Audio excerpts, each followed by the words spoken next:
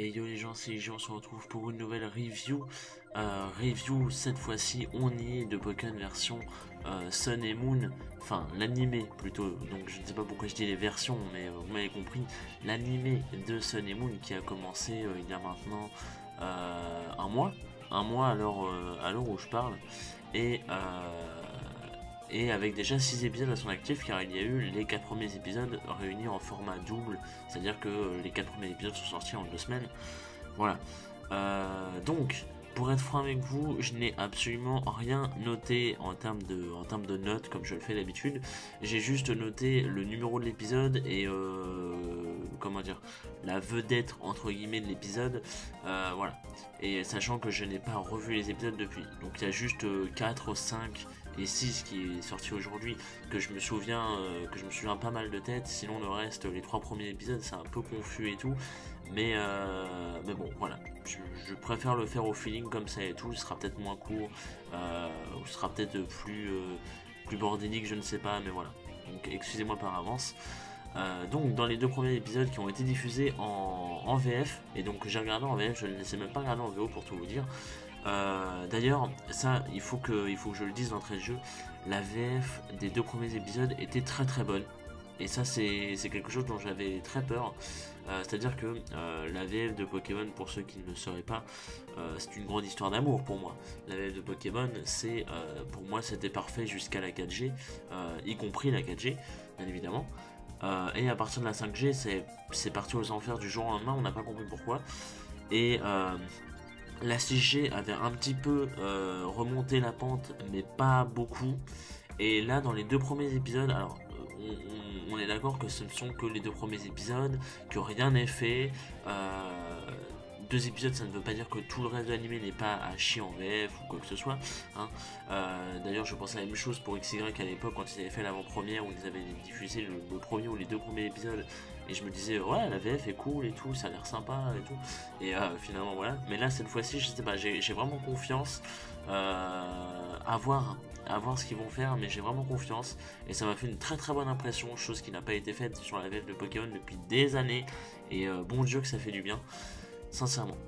Donc, bien évidemment, dans le premier épisode, voilà, pardon, Sacha arrive bien évidemment à Alola avec sa mère et Monsieur Mime, qui en fait, on apprend que c'est Monsieur Mime en fait qui a gagné des billets de loterie pour participer à un voyage à Alola. Et donc du coup, Sacha s'est inscrit à l'école, etc. Et tandis que sa mère, elle est repartie à Kanto, il lui semblerait. Du coup, Sacha se fait héberger par Forbe. De mes souvenirs, on l'a vu aujourd'hui donc c'est un peu normal. Il rencontre un petit peu toute la clique, c'est-à-dire qu'il rencontre merde, c'est quoi leur nom en français, Barbara qui avait Suiren, elle s'appelle comment en VF, je sais plus comment elle s'appelle, Suiren, la meuf avec Otakin, je sais plus. Je connais son nom anglais, je connais son nom. Si, Nefi, voilà, Nefi. Chris, etc. Donc il rencontre un peu tout le monde.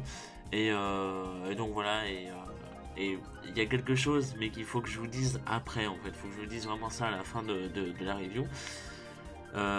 Donc en gros un épisode assez banal mais assez cool, avec le deuxième qui était donc l'épisode avec Tapu Koko, donc Tokoriko en VF, qui donc donne le bracelet à Sacha, le bracelet Z, et donc Sacha arrive à maîtriser la force Z avec Pikachu, tout ça. C'est assez stylé. C'est assez stylé comme truc. En fait, ce qu'il faut savoir, c'est que oui, comme je le disais, les 2 épisodes ont été faits l'un après l'autre, ont été diffusés les 2 d'un coup, et du coup c'est assez vague parce que ça date d'il y a un mois, mais j'avais beaucoup aimé les 2 premiers épisodes. Ça m'avait fait une très bonne impression, parce que en fait il y avait un côté comique, un peu à la Ozo-san, et que c'est de l'humour que j'adore, ce genre d'humour totalement random et tout, j'adore ça. Et en même temps, c'était, on sent qu'avec Tapu Koko, ils ont voulu faire quelque chose de sérieux en fait. Ils ont voulu faire quelque chose de, comme si une histoire commençait déjà à se développer dès l'épisode 2, tu vois, direct frame. Sauf que bon, on a vu ce que ça avait fait, parce que je veux dire, premier épisode de Best Wish, c'était avec Zekrom, et tout le monde était hypé, moi le premier. Et au final, bon, on a bien vu ce que c'était au final. Donc voilà, ça n'a servi à strictement que dalle. Donc là, là je pense que ça a quand même plus de signification, on verra ça par la suite bien évidemment, mais voilà, pour les 2 premiers épisodes m'avaient fait vraiment une bonne impression, une grosse impression, et tout en m'ayant fait vraiment rire, c'était cool. Épisode 3, donc l'épisode avec le Rotom Dex, le fameux Rotom Dex, le Motisma Dex en français évidemment, qui est un génie, c'est un génie, parce qu'on se disait ouais, il va être cancérigène dans l'animé et tout, s'ils le font, ça va être un truc de fou, il va être cancer, ça va être, c'est pas possible, il va apparaître tout le temps, il va dire que de la merde et tout, et en fait non, il est génial, et pour ceux qui ne le sauraient pas, petite précision, au cas où vous regarderez IQ, sachez que la voix de Oikawa dans IQ, c'est la même voix que celle du Rotom Dex, voilà. Juste pour info. Donc c'est assez comique quand on sait ça. Et le Rotom Dex est juste génial. C'est-à-dire que des fois il te fait... je sais plus si dans l'épisode 3 ou dans l'épisode 4 justement, il m'avait fait mourir de rire à un moment parce qu'il se fait électrocuter et sa voix elle part dans les aigus mais de ouf. Et ça m'avait fait hurler de rire. C'était énormissime. Et j'étais totalement pas prêt. Et j'adore le Rotom Dex. Je le trouve très con mais... Enfin non, justement il n'est pas très con mais il est très mignon. Et il est très... innocent en fait, je sais pas pourquoi parce que c'est une machine, qu'on se le dit, c'est une machine, mais je sais pas, il a un petit côté attendrissant en fait, je sais pas, je l'aime bien en fait, il a pas un côté cancer comme on croyait, il a vraiment un côté, je sais pas, je l'aime bien, c'est comme ça, voilà, donc c'est cool. Et bah voilà, depuis j'adore le Rotom Dex, moi qui pensais qu'il allait être cancer, j'étais l'un des premiers à le dire et à en avoir peur, hein. Mais finalement c'était vraiment cool. Donc bah voilà. Après je me souviens plus trop du reste des épisodes, je me souviens que oui il y a eu Rotom Dex et voilà. Épisode 4, et c'est à partir de là que je m'en souviens pas mal. Épisode de Brindibou, le fameux épisode du Brindibou qui est désormais le Brindibou de Sacha, qui s'est fait adopter par Sacha si on peut dire. Qui est un épisode vraiment magnifique. Sincèrement, je ne m'attendais pas du tout à ce qu'un épisode magnifique soit aussitôt dans Sun et Moon. Je m'attendais déjà pas à en avoir, mais alors aussitôt c'est assez surprenant. Parce qu'en fait, on apprend un petit peu la relation de Brindibou. En fait, il y a un moment, il y a Sacha qui déjeune avec Barbara, si je me souviens bien. Peut-être que je me trompe, hein. Ou avec Lily. Et il mange en fait tout simplement, et puis il voit en fait un Brindibou qui avait été en fait envoyé chercher de la nourriture pour sa famille entre guillemets, qui était une famille de Picasso et ses évolutions. En fait il y avait Bazoukan, Picasso et Picléon, voilà ça. Et du coup voilà, en fait Picléon qui était un petit peu le mini daron de la famille, avait envoyé Brindibou chercher de la bouffe et tout pour les petits frères, si on veut dire ça comme ça. Et du coup voilà, donc Brindibou était chercher de la bouffe et tout, sauf qu'il est totalement con, il est totalement maladroit surtout, donc il n'arrêtait pas de se planter et tout, il faisait de la merde, enfin bref c'était assez marrant et tout en étant très mignon. Et ça j'insiste vraiment, parce qu'à la fin de l'épisode c'était, enfin je veux dire, moi vous le savez, surtout si vous regardez mon let's play de Pokémon version 8, petite pub casée comme ça en direct, moi je suis plutôt au taquin, voilà. Donc toute la hype qu'il y avait autour de Brindibou, ça commençait à me casser les dents. Mais avec cet épisode, je comprends pourquoi les gens aiment Brindibou. Je comprends, parce qu'il est trop mignon. Il est vraiment trop mignon dans l'anime en tout cas. Et c'est important de le souligner, voilà. Donc... parce qu'en fait ce qui s'est passé c'est que à un moment il y a eu bien évidemment il y a eu la Team Rocket, tout ça et tout. D'ailleurs la Team Rocket on va en parler parce qu'il y a le plus grand running gag de l'univers avec eux. La Team Rocket qui donc oui avait entre guillemets attaqué le groupe de Bazoukan et de Picasso pardon. Et donc Brindibou était revenu etc.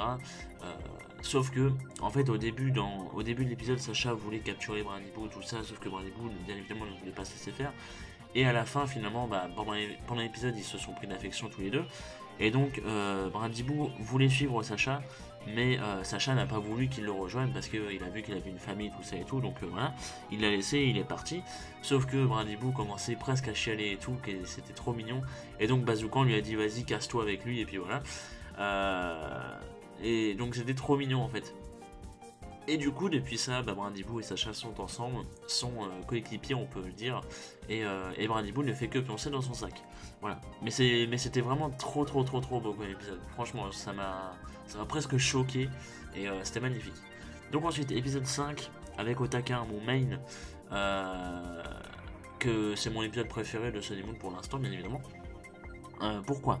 Simplement parce qu'on a appris, on en a appris tout simplement sur Otaka et surtout sur Nefi. Donc Suiren, désolé, hein, du coup je me mets dans la place, je commence à prendre l'habitude de leur nom japonais à cause de l'anime, donc du coup je les appellerai par leur nom japonais, comme je le faisais dans mes reviews d'XYZ. Donc Suiren, on apprend qu'elle a 2 sœurs. D'ailleurs elles y sont dans le jeu, sauf que bien évidemment l'épisode n'était pas sorti au moment où j'ai fait où j'ai fait la partie du jeu, donc je les avais pas reconnues.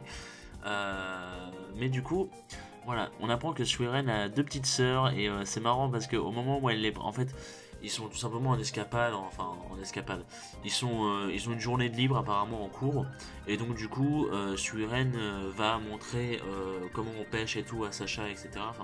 Apparemment, elle va devoir montrer à toute la classe et du coup, Sacha veut l'aider à préparer, je pense. À mon avis, c'est un truc comme ça. Je vous rappelle que j'ai pas vu la voix STFR, donc je ne sais pas ce qu'ils se sont réellement dit, mais c'est pour ça que je piffe. Et donc, Suiren, normalement, on arrive chez elle et tout, avec Sacha, tout ça, et on voit ces deux petites sœurs, et ces deux petites sœurs qui sont là à lui dire c'est ton petit ami, c'est ton petit ami. Et, et donc Suiren, bien évidemment, qui est très gênée et tout, puis elle pique Pikachu et tout, enfin c'est n'importe quoi, mais j'ai trouvé ça très marrant, et Suiren elle est toute mignonne.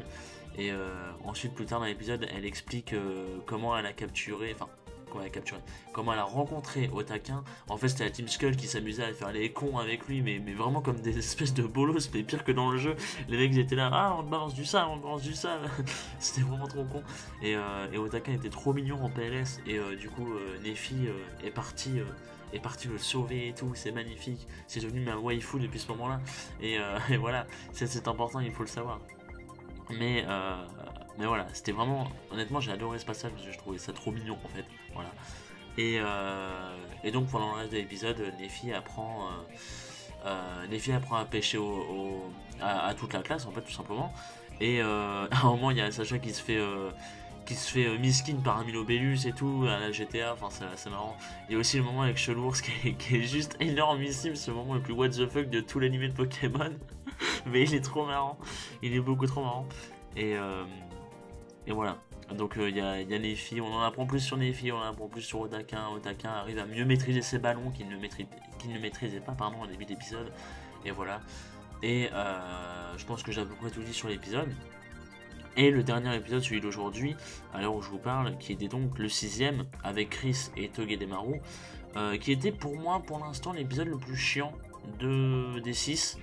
Enfin, le plus chiant, je sais pas si on peut dire il m'a limite ennuyé en fait, pour le coup, alors que les autres m'ont vraiment bien diverti et tout, c'était cool. Lui m'a limite ennuyé, et en fait il se passe pas grand chose, c'est à dire qu'en fait Sacha au début fout le bordel chez Euform, donc il se décide d'aller faire des courses et tout, et il croise Maname qui est donc Chris en VF. Et donc à un moment en fait il y a une panne à cause de je sais plus quoi d'ailleurs, j'ai complètement oublié tellement ça m'a pas intéressé.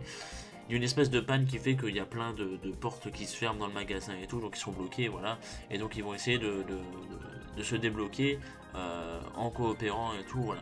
C'est un peu un épisode un petit peu inutile, on peut se le dire, et vraiment pas intéressant. Enfin pour moi ça m'a pas trop intéressé, donc voilà.